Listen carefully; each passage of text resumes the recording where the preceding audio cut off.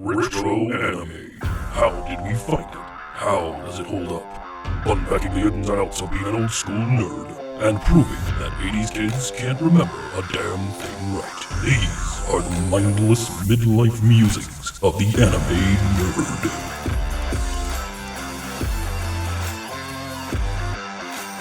nerd. Welcome to Mindless Midlife Musings of the Anime Nerd. I'm Rick, and I'm joined by the rest of our panel, Vic, Brian, and Lynette. How's it going, everyone? Hey! All right. Well, folks, it's time to let it all fang out, because today we're talking about the cult classic dark future science fiction romance, Vampire Hunter D. Vampire Hunter D is a 1985 Japanese fantasy horror OVA film directed by Toyo Ashida. The screenplay is based on the first in a long-running series of light novels written by Hideyuki Kikuchi. The novels have been written by the Japanese author and illustrated by Yoshitaka Amano since 1983, and there have been nearly 40 of them since. So they've been busy. Now, this anime was released theatrically in 1985, and an English language version of the OVA was produced in 92 by Streamline Pictures. It was shown theatrically, the fine arts circuits and stuff, but it didn't hit home video until 1993, which is when we would have picked this up, roughly. The film was re-released by Sentai Filmworks in August of 2015 with an all-new dub. So let's get into this. So 1993? Before you do that, I gotta say, what's your? I think the viewers and the people who listen want to know, how did you come up with your intro? It's time for us to fang out. I was like, okay. Copious amounts of caffeine. That's all. Caffeine, okay. It's just copious. That's my drug of choice. At least he didn't say hang out with your fang out. Well, that was the first draft. So I'll be running this by anybody. No. I this is all internal, and then I just drop them on you guys when we start recording. So there's no writer's room for my intro outros. No monologue or anything. I probably need one, but no, there's not. I gotta tell you, my fang out, that was awesome. I instantly wanted to bite something. I don't know, a steak or a puppy. It's the it's the dad in me. You do all the dad jokes. So 1993, we would have been in high school when this dropped. Yeah. I don't remember how I watched it. I'm pretty sure it was our friend Diego who got us the VHS of this. I did not own it. I did not own it until Bloodlust. Then I decided I needed the first one too. That actually tracks, because Vampire Hunter D would be Diego. Diego could have said, "Yeah, I'm gonna buy it because that's D." This whole series, like, how many characters are named D? There's Dan and Doris and D, and it's like a thing. It's a running theme, Right? I guess the first thing I could say about this series is it is so 80s. The animation style in this is so unequivocally 80s. Oh God. It's so 80s. That's the best thing I can say about it. And I didn't remember that. I actually felt like it was earlier than 80s. Did it? But yeah, I felt like I was looking at Speed Racer's older, sluttier sister. I wouldn't go that far. I mean, it hardcore, like it had that early '80s feel. They say you should never watch something through nostalgia, rose-colored glasses of nostalgia or whatnot. That's what I had for this, because in my head it looked like Bloodlust, and then when I went back and I watched it, I was like, oh wow, no, this is nothing like Bloodlust. This is completely not like Bloodlust at all. It's like the first time you watch Looney Tunes, right? As a kid, you're like, well, gosh, it's awesome. But then you go back and you watch it like Looney Tunes, G.I. Joe, and you're like, I was easily entertained. Right, yeah. I had a very low bar. And that's not, I want to be clear, this isn't a slam against the movie. It's great. It's beautiful. There are genuine moments of animation brilliance in this. Oh God, the opening sequence itself with Doris just walking through the field. The only thing Yeah. that killed it was just the grass going back and forth, just sideways Yeah. as she's walking through. But her walking through, it was fluid, it was sharp. For the time, it was nice. Yeah, everything. The lighting, the color, like everything was great. It was just it was just in that opening, I'm going, wow, this is so much more 80s than I remembered it. And not in a negative way. It was just dramatic, just like I was remembering it differently. That's all. Yeah, just remember anything released in the first half of the 80s. That's what it was like. You know what it felt like? You remember the difference between looking at from Marvel versus something from Image, right? Image came through with such vibrant colors, some crisp lines. Like it felt like that. It was like a modern comic book versus an old school one. It was definitely the Image comics, the Jim Lee to the old Kirby style stuff. Not worse per se, just of its time and completely different. So I feel you. The things I wrote for the opening sequence were shortest skirt ever. Ever. And this is coming from a guy who watches Iki Tosin. This is like the shortest skirt I've ever seen. To the point where you're at the why bother? It's like yeah. And then holy massive forehead. That was literally the first thing I wrote. I think both the main character, the female characters. Yeah. Have the big Dude, forehead. do not get me started. We're gonna get to her. But It's like all yeah, their foreheads were like measured in faces, so it's like they were all at least 2 faces high. no, this chick, the intro chick, Doris. Her name was Doris. It took me way longer to remember that than her forehead was silver metal compared to the daughter, Larmika. Larmika's forehead is 3 human heads worth of forehead. Yeah, it goes back all the way back. Oh my, yeah. So that was yeah. So I liked the bit of world building the beginning did. Right, she's hunting some kind of dino. Like that's the first thing I thought of, was she's hunting a dinosaur. Like it looked like an iguanodon or something. But she's wearing like this old timey outfit, and she's got like this old timey rifle with like a bayonet on it, but then is shooting laser blasts. So it's like they're very clearly setting up this sort of old Euro sci-fi crazy is what they were doing, which I dug. It's like this whole neo retro look. Right, and I appreciate it, and that totally comes into play. Like they lean into that hard, right? I mean, D comes in riding on a cybernetic horse. Right. Heavy use of purple too. I noticed with a lot of the coloring, heavy use of the purples. Yes. I haven't seen that very often in anime.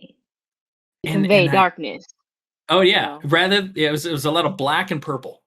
It was like all the shading was, and I'd say it's no wonder D has a cybernetic horse, because you saw what happened to hers. Like, talk about beating a dead horse. This horse gets bit, chomped, like just carried in a werewolf's mouth. Like, nope, I'm out. Horse torture. That's first 5 minutes of this thing was this horse getting tortured. It was horrible. It's another cyborg apocalypse set in the distant future. I think I wrote it's like 12,090 AD this takes place. Yeah. So my first question, and this is a callback from previous episode we did. In the sequence, which one came first? Fist of the North Star or D? Officially, Fist of the North Star happened, or was released first. So I'm going to go chronologically. Fist of the North Star is first. Actually, I think D came out first before Fist of the North Star, but I think it takes place before. The series was animated before the D movie, right? The series was animated, but the movie... Which, by the way, just so we're going to get it out of the way now, yes, there's a Kenshiro cameo Easter egg in this. Where? It's not as good. It's not as good. So in Fist of the North Star, D's cameo is obvious. Like, you see that character and you're like, that's D. In this one, the character that is Kenshiro, it looks a little like Kenshiro, but it was enough that I went, is that supposed to be Kenshiro? And then I looked it up and it was like, yep, that's supposed to be him. But not enough. There wasn't enough eyebrow. Like, the eyebrow should be like the size of the girl's forehead. And instead, it was just like reasonable eyebrows. And I'm like, okay, that's. But anyways, yeah, he's in there. So the reason why I'm asking, somehow one of them got worse, and I'm trying to figure out which world got worse. Did Fist of the North Star get worse, or was D worse? I mean, and I need to know that answer because we didn't have demons in Fist of the North Star. I would say the other way around because the world of Fist of the North Star was barren, nuclear ravaged. And in this one, you had life, you had grass, you had trees. So And apple eating demons. As an overabundance of life. You start off with this whole setup with Doris getting bit by Count Lee. They don't actually show the bite, but they do a lot of illustrative stuff with shadow and light, and it's very cool. Count Lee appearing rock, that was bad. Right? It was very good. He's 8 feet tall. It was cool. Which is being based on our history with things like Fist of the North Star, which is the same director. We shouldn't be too surprised that scale is optional in this anime. Also, did you notice how Count Lee seemed bored like 99% of the movie? I wrote that down. I said, where's my note on it? I said, Lee is just so unamused. He's over like 10,000 years old, so I guess after a while you would be bored. I called him Bored Rutger Hauer. But bored Rutger Hauer, that's an excellent. A bored Rutger Hauer is an excellent way to describe Lee. His name is apparently a homage to Christopher Lee, who played Dracula like in a whole bunch of movies. But he certainly doesn't look like Christopher Lee. I hated how he looked younger when you first see him. When you first see him, you don't realize he's just that haggard. Well, he's trying to show off for the girl when you first see him. Right. You know, he's looking 8 feet tall. He's bearing his fangs. He's hanging out with his fangs out. Yeah, he put on some makeup and he dressed it up. He literally is sitting there like, hey, to buy her, but also need to recheck my AARP. Make sure I got it. So in the original Streamline dub, which is what I wanted to watch but did not get to, Lee and his daughter have these just breathtakingly bad Eurotrash accents, and I missed them in the dub that I watched. They were so bad, they were good. It was very much the European accent like this, and I'm like, wow, this is these. But it was a bored Eurotrash accent. Anyway, so I do miss I miss that from the Streamline dub. They were bold enough to be horrible with their accents. It never really tell you where on earth his story takes place. True. Point where I don't even think it could not even be Earth.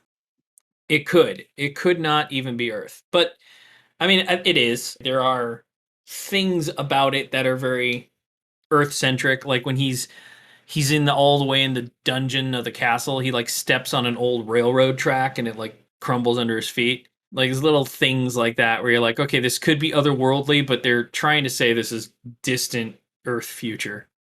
I hate the design of their castle. You hate the design of the castle? Dude, I was gonna say I enjoyed the design of the castle. Like it was like some kind of cybernet, like it was like a Tron Legacy version of a vampire castle. Like it was this high-tech thing that had been there so long that the metal was worn and but it was clearly this like futuristic structure that ended up being this vampire castle. I don't know, I dug it. I thought that was an interesting. It's like you see the towers and then you have these little offshoot towers that it's just not physically possible. You know, I've always felt that way. I've always looked at whenever you see big moon behind it, and then you see these castles, and you can see the arches, but you never see the bottom of the castle. And then apparently, this smoke goes to hell. I mean, It's just a bottomless pit. With a trap door to send everyone to hell. Is it? How deep do you want the moat? All the way. All the way where? Just keep digging. I'll tell you when you're there. It's like I still see you, not deep enough. That's right. I loved Dee's his entrance. So that was one of the things I wrote down about this was that this movie is it's a mishmash of so many different genres. It's a horror, it's a sci-fi, but it's also a Western.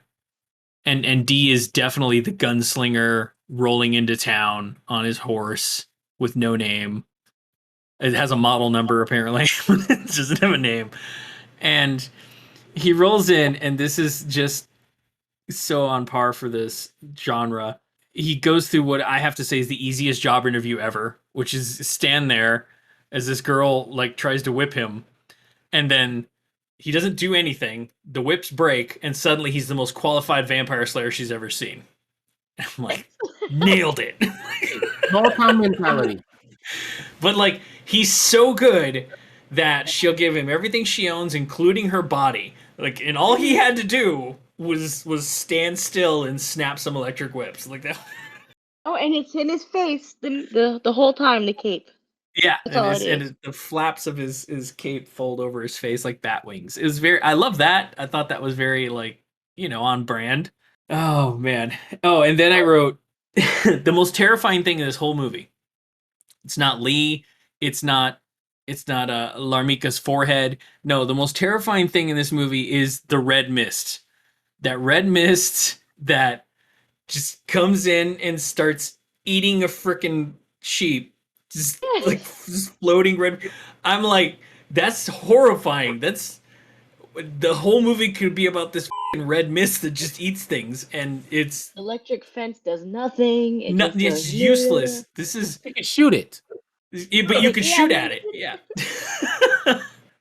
So then we're introduced to, I'm calling him Richard Grieco because I don't remember his actual name, but I know it started with a G and it was something like that. It's the blonde douche canoe from the town, the rich boy's yes. son. Hey, The wasn't mayor's it son. Greco? Richard Grieco, Yeah, though? That's what I Greco. called it because it was like it was Greco. It was Greco. So I wrote Grieco because I was being facetious. But yeah, Greco. His name was Greco. Like, Yeah, Greco-Roman. yeah, like Greco-Roman wrestling. Right. Yes. He had the 80s sleazy eyes. That's how you Right. always knew they were like the bad guys. You knew he was a eyes bad guy, always yeah. created Lazy eye, the huge pompadour. Yes, that's the thing I was about to say. He had the evil eyes and he had this stupidly huge pompadour and his like pirate shirt. You know, With the going club. I don't know what that was about. Yeah, that's what I liked about this movie is you could tell who the bad guys were. You just looked in their Yeah. eyes because it was the shape of their eyes. You're like, that's a bad guy. That's a bad guy. D.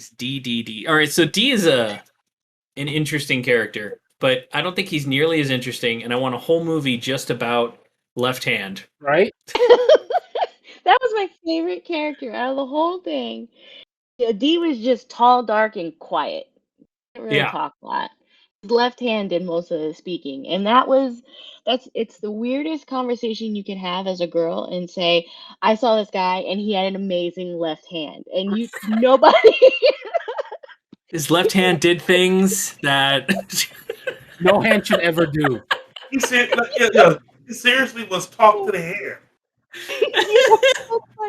It's a weird conversation starter because you can say I watched this anime and the guy had a left hand and I swear to God it was the best thing in the whole anime.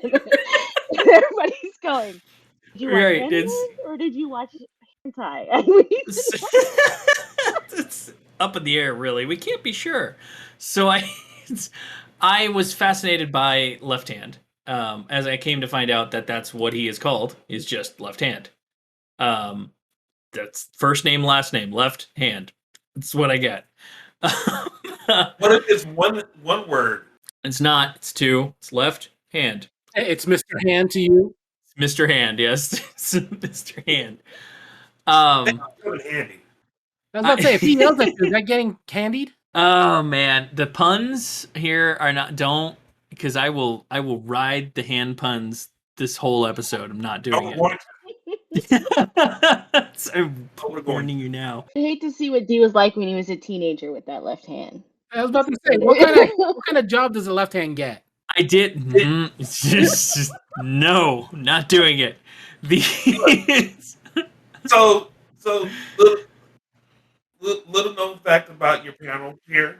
I'm a left-handed when it comes to moments of self gratification. Right, wrong episode. I mean, I feel like if your left hand had a face on it, that's I understand. So I was like, what happened to, I'm sick and tired of this, and he just started eating it. Well, I have so many questions. No, it's seriously. I need a whole movie just about Left Hand and how that whole thing like happened. Because apparently, even in what I said, like 40 books, they still haven't explained Left Hand, like how that is a thing. I've never read a single book. I've only seen the 2 movies. I would have loved to have known in the movie just a little bit of how that happened. I get how anime is and storytelling, and it's like you don't want to do that big reveal, but you just got this really interesting thing. But just a little would have been really would have gone a long way. Especially when he was complaining as he was crawling back to connect to D. Yeah, And he starts eating dirt. That And felt very he's Evil Dead. complaining. He's it did complaining feel the very Evil whole Dead. time. So I found that's what got me to look into it, right? So I like Brian says, we don't like to do the homework. I don't like to have to do the homework, but I was frustrated because in that scene they don't explain what the he's doing. Like why is he eating dirt? What is happening here? And then he just like he eats a couple handfuls of dirt, he takes a huge deep breath, and then he wakes D up by knocking on him. It's like cool, I guess, but they don't ever explain what was happening. So I looked into it. I did the homework for this. Apparently, Left Hand can revive D when his physical condition is suffering by consuming the 4 elements and converting the resulting energy into life force. And this ability saved D from the usually fatal act of being staked through the heart in the first novel. And it's still unclear how the 2 of them were ever joined. But so apparently it's the 4 elements. So I guess it was moist soil. I have no idea. Because he got air, right, and then dirt. Fire. I don't see him eat fire, but anyway, the 4 elements, and that's how he revives D. And they didn't really dig into it in the anime, so it's kind of a missed opportunity. They didn't explain it. That frustrated me. Was it cool? It was cool, but it didn't explain a damn thing. As far as when I remember when watching this originally in the 90s, I was just like, so to save him from being staked, you just eat a couple handfuls of dirt and burp it up? Like that was what I thought is all it took to do. And we didn't have the internet, so I couldn't look it up. So, like, my first thought was, it's dirt, right? But could it have been like a rock? The whole scene was lacking in information in that. I like you, I was just like, I don't know, rock. It was, I don't know. See, and then you start picking from other vampire lore. Like you start like telling yourself, like you're like, oh well, maybe it's some kind of maybe it's because it's holy earth, or like I just like start trying to come up with any reason you can why it works. But they could have just explained it. They could have had Left Hand say, "You're really lucky I was able to eat all this," or whatever it took, but they didn't. So that frustrated me. So anyway, sorry, we got into Left Hand and we sort of got a little away from ourselves in this. The daughter, Larmika, I had to write her name down because I'll never remember her name because I just in all my notes I wrote forehead girl and to write down her name later when I figured out what it was. Yeah, she's just kind of a raving, like a self-entitled psychopath. And it's hilarious because she thought she was like pure vampire and she was better than everyone else. And he's like, Yep. nah, you're just a half breed. Yeah, and you're the same bullshit that D is. But you don't even have a left hand. Right? You don't even have a left hand. I mean, which, come on. Hey, who knows? Maybe she has something hiding under her forehead. Or her ears. She always has Right? those Because she's got headphone those things headphones on. Yeah, her AirPods. her Beats. Beats by Lee. So the character designs for this were done by Yoshitaka Amano, who does all the illustrations for all the D books. The most famous, all the Vampire Hunter artwork is usually done by him. But it wasn't just done by him. It was also Ashida, the director, or the film's animation director, decided to add to Amano's work by like adding creative elements that they liked. So the final design is kind of like this hodgepodge of the 2 designs. So you can kind of tell, like if you watch like Bloodlust is pure Amano.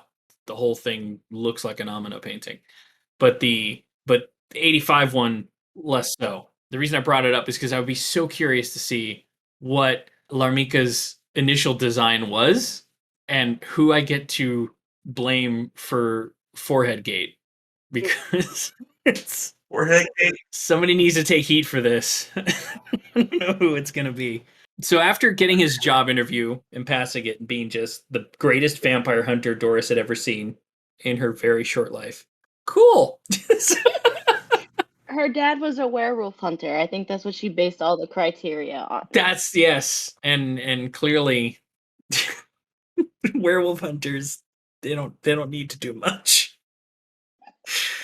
Oh my gosh! I thought, Werewolf Hunter doesn't need to, would have just fought back. So since he just stood there and broke the whip, he's obviously way better. It's just clearly more skilled. One of the questions I had was: so does D fly, or does he float, or does he jump in slow motion? Because when he jumps off his cybernetic horse to enter the castle to save Doris, he kind of does all three. I think it's the cape. Which is another point that we definitely need to bring up is the cape. So the cape, I think he stole it from Doctor Strange. That's what I thought too. It opens, it closes. Yeah, the way it did things. He's fallen into the cape. Like, nope. Yeah. Come on. I think I think it's the cape that causes him to do a lot. And it's another one of those things that, because man, wouldn't it be great if they just spent 2 minutes exploring that? What is all this gear? Left Hand talks a lot. I mean, he could have done like a lot of running commentary. Could have been an expo dump. Could have, but he didn't. He just kept talking about how he was kind of like his dad, and D just kept saying, "Shut up." Yeah, I just love that he keeps like just riffing on D the whole time. So D has to go and he has to save Doris because he's been hired to do it. Although they haven't exactly established what he's being paid. How he's being paid. Right. It's just, but whatever. And he jump fly floats into the castle, and then he lands in this hallway, which I just wrote no. Yeah. Yes. But it's like everything is like all over the walls. I was like, I was like, ugh. like you can jump, fly, float. Why can't you just jump over? Like jump, fly, float to a window. You do not need to go through that front door because that was just no, just no. It's like I'm just strolling through, walking on worms, crushing everybody. And then he's greeted by my favorite monster in this whole thing, Pterodactyl Man. Oh yeah, Pterodactyl Man has blades everywhere. He's got elbow, wrist, on his toe, and is like just, and he cackles as he flies around. He's so underused. It reminded me, it's like Hermes, right? Like he's flying, he's got the wings. It's like, what would happen if Hermes took crack? This is what would happen when Hermes took crack. Yes, exactly. So Pterodactyl. And then we got Attack on Titan. Oh man, so Pterodactyl Man and Gollum, which is, I don't know if that's a character's name because I don't know what anybody's names are, but Gollum, because that's all he said was Golem. I was calling him Attack on Titan. That's Attack on Titan. Ah, there you go. So that guy's Attack on Titan, and he suffers from the same anime scale issues as all the villains from Fist of the North Star. Yeah, 1 minute he's 30 feet tall, the next he's 10. Yes, he's as big as a drawbridge, and then he can fit in the drawbridge. Problematic, but it's fine. I blame the castle. It's castle. I have to say the creepiest thing though was the floaty witch. Floaty witch was creepy. Floaty witch with her bug ass eyes, her Marty Feldman eyes, and her weird. It was like they took what was the labyrinth character when they kept piling stuff on. Yeah, oh yeah, that's her. Crazy old lady. You really like this dog, don't you, dear? Yeah, no, it was definitely that lady, the trash lady from Labyrinth, mixed with Merida from Brave. The red wispy hair. It's another horribly underused villain, by the way, because she was fascinating, scary, and then she gets cut in half. Don't forget about Sinbad. Mm-hmm. And they did this, so they trick D in his cape, and they drop him down into the pits of hell or whatnot. And D is, this is my problem with D. He's so boring. Yes. He's unimpressed by everything. He's like, I'm falling. Cape saved me. Oh, They cut out the hole. My cape. Fall. Oh, well, I fall. And the most you get out of D is when he's a left hand and threatening to cut him off. Hmm. He walks into this room with the mid-witch Medusas. I had to write it down because... Can I get a drum roll? Yeah? The second set of nipples I do not want to see in my life.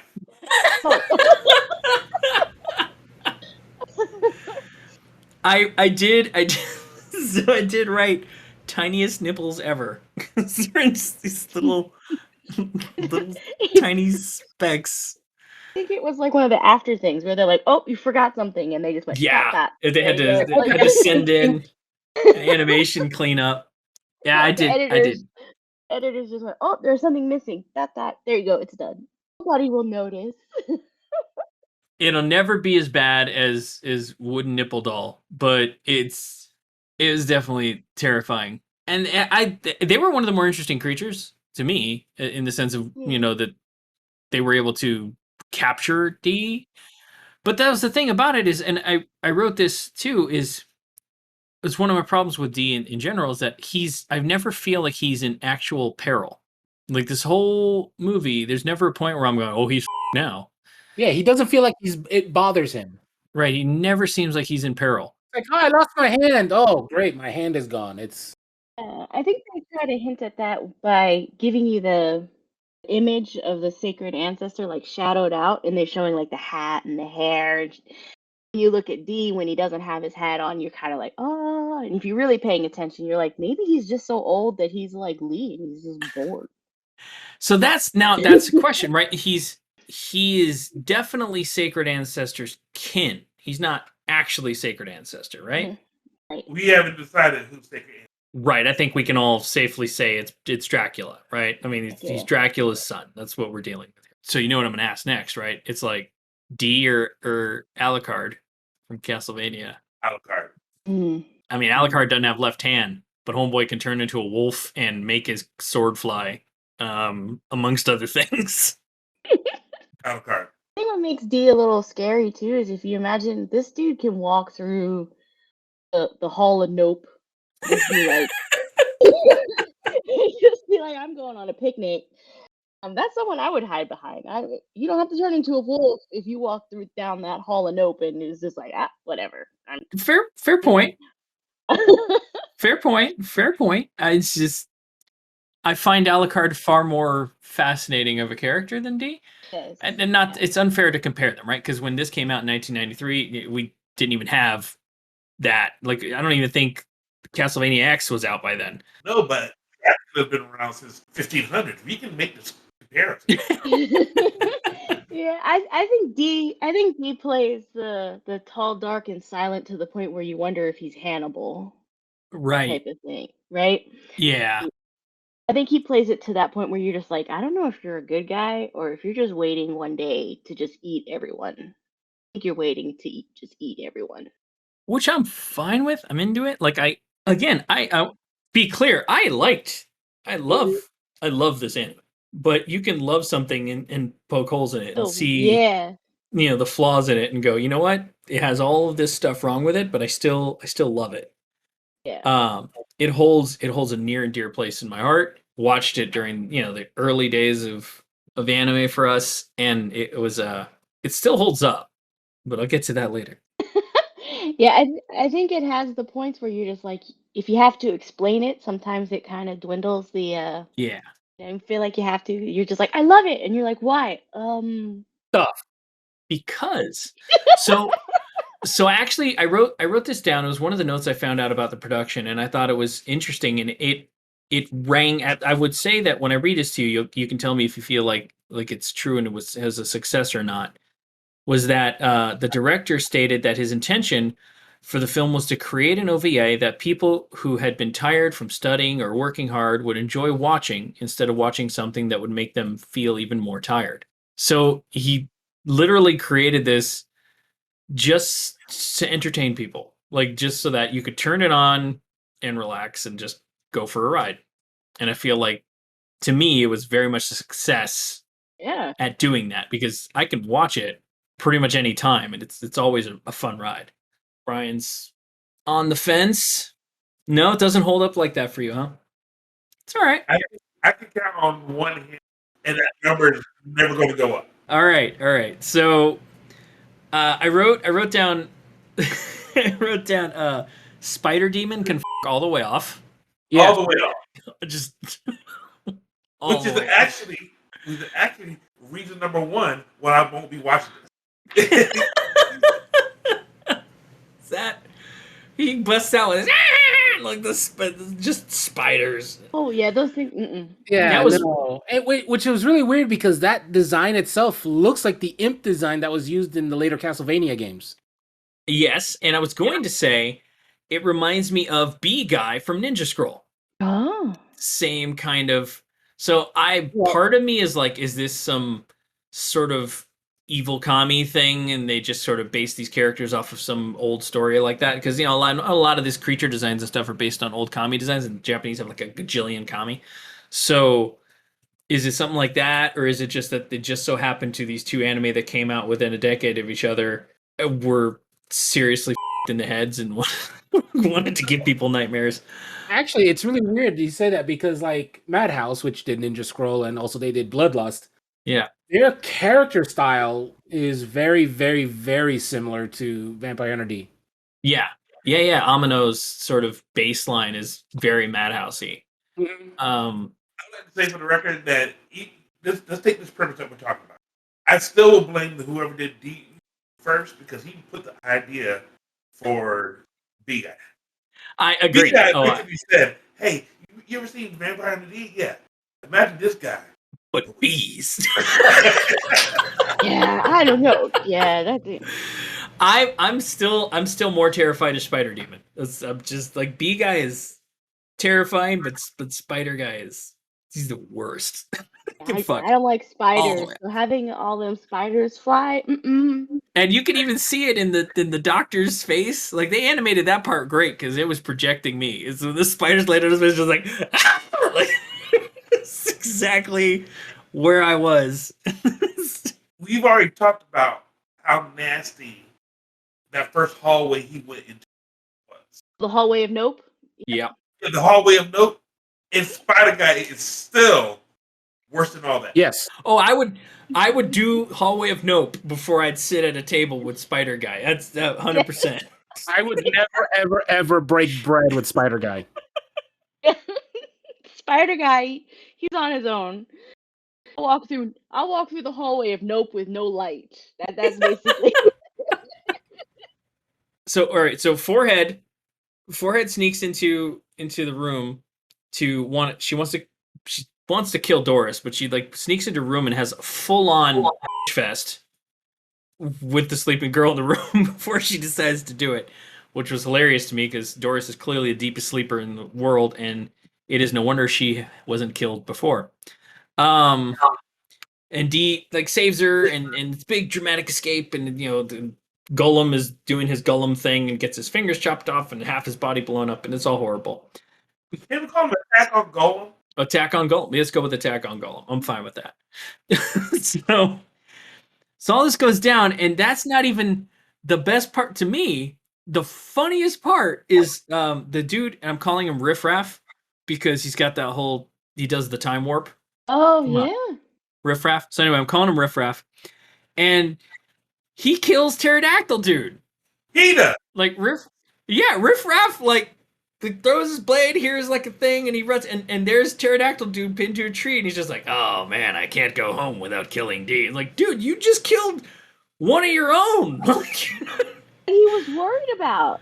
Yeah. In the beginning, he was like, "Where's this guy? We need to find him." And then he throws his spear, his boomerang of death, and and he killed him. And he goes, "Oh well." And it was at that point that I went, Riff Raff sucks at his job.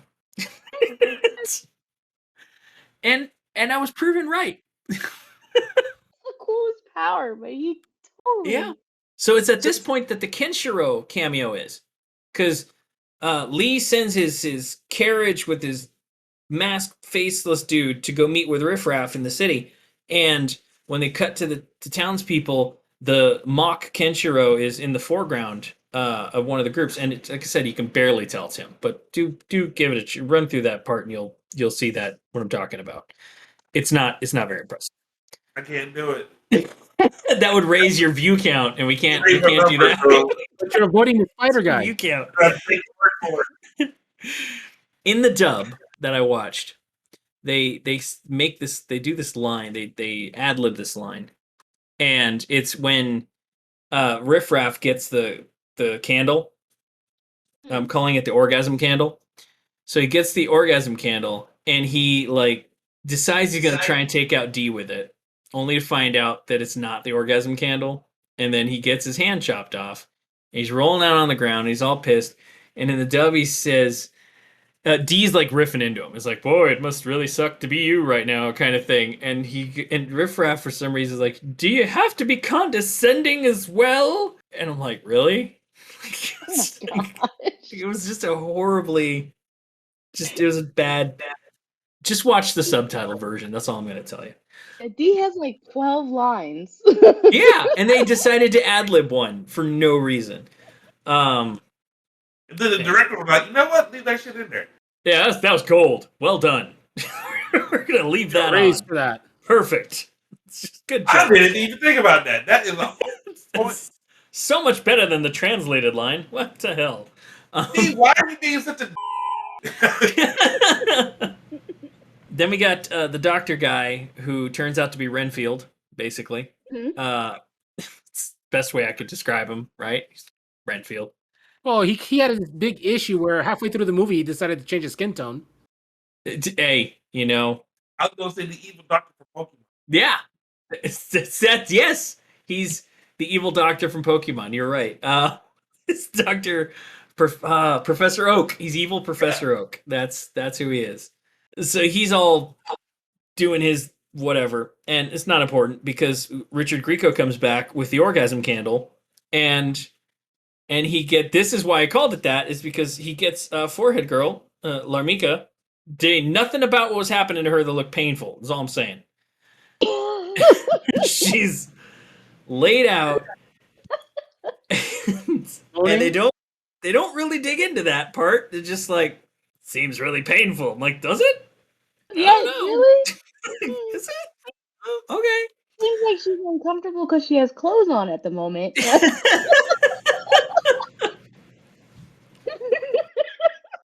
And then there was this line after, so whatever. Dan saves them. Yay, go Dan.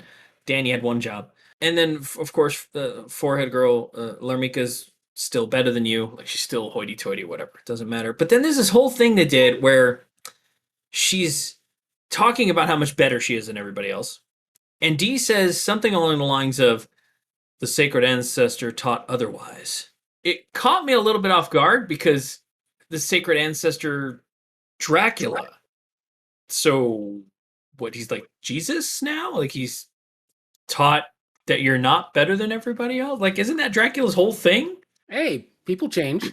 I guess maybe after 12,000 years. I don't know. It was just, I wrote it down because it felt very odd. It was like, so what? Your dad wasn't a monster? Like, he wasn't Vlad the Impaler. Like, it just, the whole impaling thing was not, like, I watched Dracula Untold. Okay, I can get a sympathetic view on Dracula, but a Jesus figure? Like, never. Well, maybe to vampires. Who knows? Maybe he woke up one day and it's like, yeah, this is kind of screwed up. Maybe I should stop. I don't know. It was weird. It felt forced to me. I don't know. It's like trying to make Dracula Gandhi. Right. Like, what? Dude, you literally live by eating people. Like, at what point? Your whole shtick is that you're better than them because they're your cattle. Like, they've established this in vampire lore over and over again. That vampires, the older they get, the more like cattle we become. It's just, again, thrown out there, open for debate. Let us know in the comments. Why did he teach differently? Yes. Right. Like, what was the deal there? Again, just if you're not gonna, You know what did it? Go ahead. I know what did it. Twilight. Don't say Twilight. You can't say Twilight. Twilight. Twilight. Twilight is sacrilegious to any type of vampire lore out there. I just had to put that out there. I can't even. It doesn't happen. It doesn't I don't exist. I blocked it from memory. Yeah. There you go. All right, but They knew that Twilight was going to come out, so they wrote D in their Dracula to be the Cullens. see, Say, see, now we're gonna have to put Brian's social media out there specifically just for the people who don't like Twilight. yeah, all you Vampire Hunter D lovers who clearly are also Twilight lovers, feel free to support Brian. Brian is gonna get so roasted it's not even funny. Those Twilight lovers are like a whole different breed of vampire fans. But you're right. That comment was one that you would hope for, like Left Hand to make a quip or something to Yeah, that'd be explain. now if they did a modern version, Left Hand would be like, is this a Twilight book? Oh God, could you imagine a modern version? It'll be like a buddy cop movie.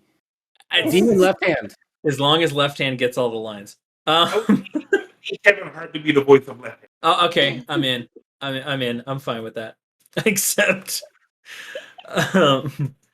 so Riff Raff finally gets the real candle. Don't know how.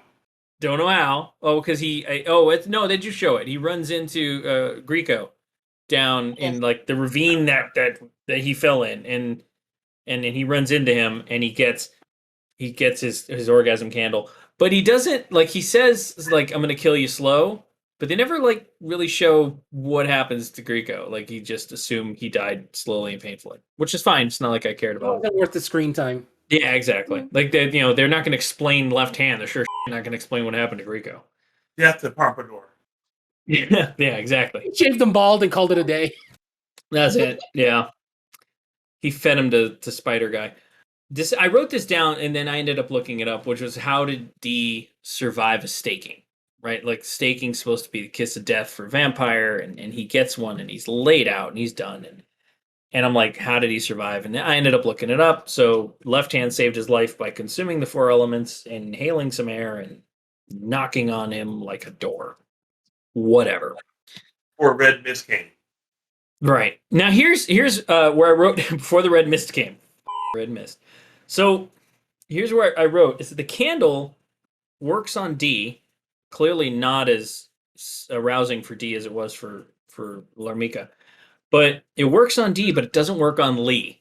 I would argue that D is older than Lee, theoretically, since he's a sacred ancestor. So why does the candle not work on Lee, but it worked on D?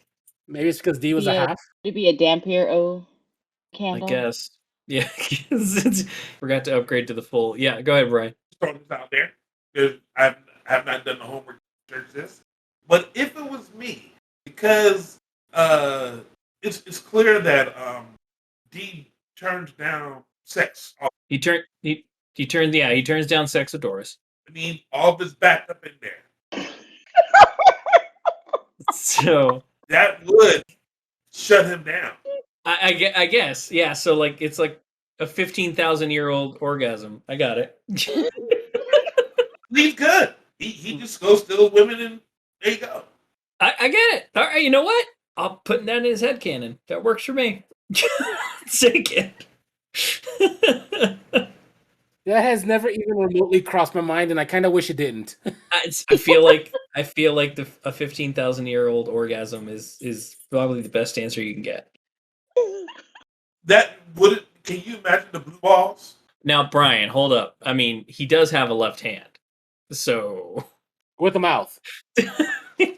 So that goes to some kind of pocket dimension based on the homework. So anyway, the candle works on D, doesn't work on Lee. Lee then just obliterates Riff Raff in one of the greatest ways possible. Honestly, one of the ways I wish they would do in a Star Wars movie is like instead of just force pushing somebody, you like force smash, flatten somebody.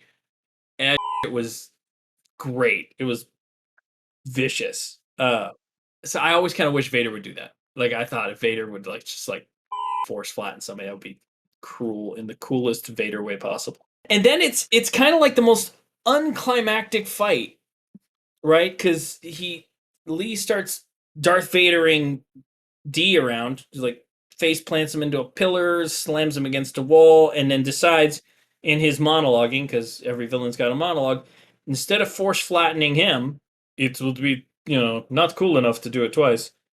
Whatever. If I could force flatten people, just saying that would be happening a lot.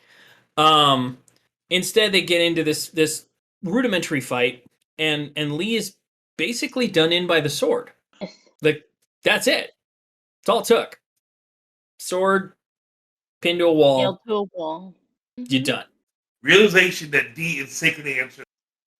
Right. Realization that D is sacred ancestor. Project. I was very underwhelmed by that.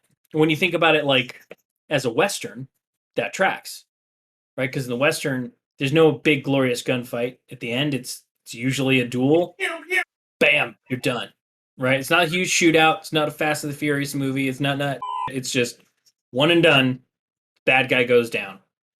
So Lee drops. Lee's done, and D gets on his horse and pulls. And this is how you could tell it's the same guy that did Fist of the North Star, because he hops on his horse and he just starts walking with his. He starts riding for 4 minutes straight. It's just D riding. Like, He was still looking for homegirl from. yeah, it's like they're setting in the emphasis. They're emphasizing the fact that he's riding away. Like They want to make sure you know planet. And then you can't forget the strobe light castle. This is like, Yeah. Oh yeah, that's right. Sorry, they had the whole Oh, strobe yeah. light castle and the thing Disco and all that. castle. Yeah, it was totally. But then, yeah. Sorry, what? She died. Forehead girl? No, she did. Oh, yeah, that's right. She stayed in the castle. Mhm. She's like, because she didn't want to admit she was a Dampier. yeah. Larmika's and her forehead, they both died in the castle. We only know that she stayed in the castle. Right, yeah, missed opportunity to bring her back for bloodlust. So so she decides she's, the sacred ancestor thinks that she's trash, although literally the sacred ancestor is right in there, and he's like, "No, you should dip." And she's like, "No, I will stay because the sacred ancestor said that we are transient." And he's like, "No, but you're like you should go, like seriously, like we should take off." Like, you have options. Right? He's like, "You're half human. Like, you could make this work. I'm sure we're gonna have airplanes again. We're gonna need a place to land them." Yeah, but she decided to go down in a strobe light of glory. She went down with the ship. Yeah, and then of course strobe lights, and D rides off forever, forever alone. Just him and his cybernetic horse. No. But here's the thing about it. Here's incredible. It's too much for me, this part. D is clearly on a horse, and he's been running this entire time. Riding this entire Walking. time. Yeah, The horse Fair is enough, walking.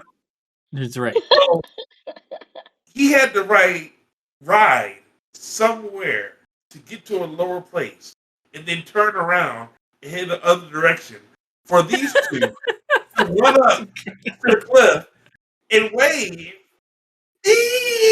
And like call out to him, goodbye D. Yeah, I And her know. super short skirt and everything. More anime physics, man. The only sign of emotion that he gets is the crinkle of his eye. That's the only time you ever see him actually express emotion, is when he looks at those two and he's got a crinkle in his eye, and that's it. I'm like, We just realized how short her skirt actually was then. I think it's probably what it was. Is he smiling, or is he going get on some clothes, or did the horse like pinch him and he's just like, ow, that type of Yeah, right. It could have been anything. Shut up! Could have been thinking like, you see the way I sliced Spider Guy in half? Like, it's just anything. We don't know what it was. So yes, it ends, and this is a common thing that happens with old anime, 80s, 90s anime, is the endings fall flat on a lot of these. Fist of the North Star is a very flat ending. This one falls flat. Even some of the hentai, like, not that I'm counting on a great ending from a hentai, but the endings fall flat on it's just kind of like this running thing. Even Akira falls very flat. Yeah. Anyway, it falls. The ending falls flat. It's fine. Nobody's watching it for the ending, right? You're there just because, like the director wanted. You turned it on because you finished studying and you're cooking your meal and you just need some noise on, so you got D running. Perfect. Except for Brian. Yes, because God forbid he get his count up. we've run a little long on this, so let's start wrapping this up. Lynette, you haven't had a chance to go first in a long time, so tell me your thoughts on Vampire Hunter D overall, big picture. Like, how do you feel it holds up? I own this DVD. So I own the Ultimate, so which is always great. And I think I bought it. This is gonna so date me so bad. I bought it around the time when Interview with the Vampire, that movie came out, and everybody was like, "This is the best movie." I was like, "No, this is the best movie." You know that type of. Right. You're like, oh, you think you know vampires? No, you got to watch this. Yeah. It's like this I isn't that bought foofy it. Lestat stuff. I bought it around the same time as that. I would say always enjoy it, you know. And like you said, it's not a heavy one, so you don't watch it to actually sounds bad, but you don't watch it to learn stuff. You watch it Yeah, just to enjoy the art, yeah. see the violence, and do that stuff. And It's an experience anime. Yeah, I yeah, hear you. so I would say it does live up. But if you're expecting like heavy thinking when you watch it, you're gonna be very disappointed. Yeah, I agree. I feel like if you're gonna have to pick a D to watch, maybe not this one. Bloodlust is probably a more cohesive story. We'll get to Bloodlust someday. Vic, what's your take, man? Give me your thoughts on D. Well, as I sit here holding up the vinyl soundtrack to the album in all its beautiful glory, It is lovely. I thoroughly enjoyed it, but just like a few of the others that we've talked about, it's definitely a product of its time. It's like it's it's got its moments where it's great. It's got some of its moments where it's a little sketchy, like the doctor's skin tone changing 3 times. But and I mean, we sat here most of the last hour just ragging on it, but we weren't making fun of it because it was bad. It was actually it was just one of those movies that you should just sit down, shut off your brain, and just enjoy. Just sit there and relax and point out all the little issues here and there, but it's not bad per se. So, and going back, I mean, last time I watched it, God, I was still living in Florida, so I haven't watched it in about 15 years. Yeah. So this rewatching, it was like, oh, okay, yeah, I did actually enjoy this one. Enjoyed Bloodlust more, but like I said, it's not bad. It's not the greatest of all time, and I'm wouldn't be surprised. I mean, a remake would probably do it better justice, but for what it is and what we got at the time, it wasn't horrible. Yeah, this feels a lot like, you know what, this anime is a perfect example of the kind of material you can put on like Cartoon Network, because it did air on Cartoon Network like late at night. Mhm. This is that late night B movie popcorn flick that you can watch, like when you just kind of like you had a day and it's like what's on TV? This is on. Let's do it. Tromaville. Yeah. Yeah, it's exact. Yeah. Yeah, Tromaville. It's a Tromaville vampire flick. I do think that it's worth visiting. If you're ever going to watch Bloodlust, I think it's worth checking this one out first. I think that it as a setup to the character to just sort of introduce you to the world building that's been done. I think it does a good job of that. By no means do I hate this film. I think it's entertained me every time I watched it, but it's also one of those films that I've never gone out of my way to go watch. So it's like if somebody hasn't seen it and they're like, "Oh, I want to watch that," and I'm like, "Cool, all right, let's watch it." Like I'm never gonna say nah, but I'm also never gonna go, you know what I need to watch today? Vampire Hunter D. Like I haven't seen that in 15 years. I should really watch it. So if you're flipping the channels and it's on, you stop and watch it, kind of thing. That's what this is. That is the best way I can describe Vampire Hunter D 1985. Brian, you seem to be the most against D. What are your final thoughts on it? How do you feel about it? Castle. Hated it. Spider Guy. Fuck that dude. I think a lot of the things that we talked about really, why is this cake so magical? Well, that requires homework. His hand. How do you give hand? Itty bitty nipples. No homework. So I think that I was excited for when we said Vampire Hunter D because it's been a long time since I watched it. Is it my favorite? No, I give it a 4 out of 10. Mm. But I was excited to have a conversation about it. Yeah, it kind of seems like everybody's sort of lukewarm on it. I mean, at best, Lynette, I think you probably liked it the most. Brian, I think you liked it the least. Because it hits my age. I grew up in it, so it's like one of those. Yeah, no, it. I liked it more than Twilight. Boy, I hope so. All right, folks. Well, that's going to do it for our show this week. Thanks for listening to us, and until next time, keep calm and fear Larmika's massive forehead. You've just been privy to the mindless midlife musings of the anime nerd, presented by Geek Grotto. Follow the podcast on Twitter at Geek Grotto. For show notes and corrections, or for general geeky fun, you can visit our website at geek-grotto.com. If you would like to sponsor the show, you can do so on the podcast's Red Circle host site, redcircle.com/shows/MMMAN. If you're listening to us on your favorite podcast app, please like, follow, and subscribe.